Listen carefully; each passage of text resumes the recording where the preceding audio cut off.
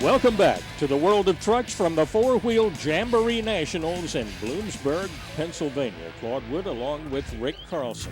It's time now for Product Highlight, which features some of the most interesting and innovative aftermarket products for your truck. Now, here's Bill Stevens. This time around on our Product Highlight, it's for those of you who have a pickup truck and have a soft tonneau cover. This is Ron Lancey, the Director of Sales for Tonno Masters, and the technology for securing a soft tonneau cover has really advanced thanks to you folks. Tell us about it, Ron. Well, what we've done is we've taken away a lot of the moving parts that you've always needed to secure the cover once you put it in a secured position. This is what we have had in the past, where you had to reach under here and loosen it with these straps. This has worked well for us in the past, but what we have done recently is we've just found some new technology with some General Electric parts, Xenoi, where we've removed all of the moving parts on the rail, as you can see there, and it's a matter of just popping it up and rolling it back. It's been tested. It really will work in everyday use, around 20 years actually of everyday use. And when you bring the cover down to the down position, it just snaps into position and you're ready to go. Now, this system has also become more economical for pickup truck owners too, Ron. Yes. By the advances we've made with the technology, we've been able to take some pricing out of the product, and we're going to pass that on to our customers. Also, these are available. The TM80 is available for all pickup trucks with toolbox applications, colors, everything that we have offered it in the future. We're going to continue to offer it with a lifetime warranty. Well, if you have a pickup truck and you're looking for a soft tonneau cover, well, Tonno Master can make it an open and shut case.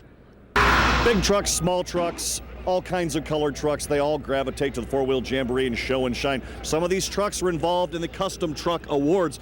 This truck catches my eye, 2001 Ford Super Cab. This brilliant blue color just pops out, and it's the first thing that many people stand and look at. This nice green pinstripe through here is accented all the way through the truck. They carry it back in with some nice little ghost flames. One of the innovations we've seen lately here at the Jamborees are these vertical doors. Now, a lot of people call them gull-wing doors, but the young hipper crowd, it is a vertical door. Notice, no door handle. It's all been taken out of there, shaved out. It's very, very clean. The inside, the latest in electronics with some very nice insets. It's very good details. Big sub box back there with some big 10 inchers on the very back. Again, the flames come back out. You notice how the pinstripe continues to come through. They accent it all the way through. A little color change right here. The back suspension, very, very nice. But the kicker to me is at the very, very back of the truck. Well, great truck, Doc. Right here on the world of trucks, so many gorgeous trucks out here at Bloomsburg today, but immediately I ran into a state of confusion. I find a beautiful Ford F-350, and I notice Matthew and Katie over here, they don't have on Ford shirts. You have on a Mack shirt, so what's up with that? Actually, I drive a Mack Semi. I have my Class A CDL, and I drive Mack Semi. I move oil field equipment during the week when I'm not driving this. All right, Katie, a cat shirt. What's that all about? Whenever I'm hanging out with Matt, I'm always driving around in a cat bulldozer. So that means you're hanging out with him pretty much. Oh, yeah, all the time.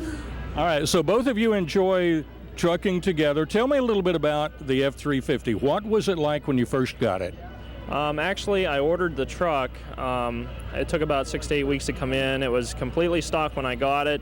I started in early 2003. I started with a 6-inch lift, and I worked my way up from there. And every year I've just done upgrades to keep coming to these shows, save up some money, work, and then just put stuff on it in the wintertime or when I had some time. I just built it from stock, from the ground up pretty much.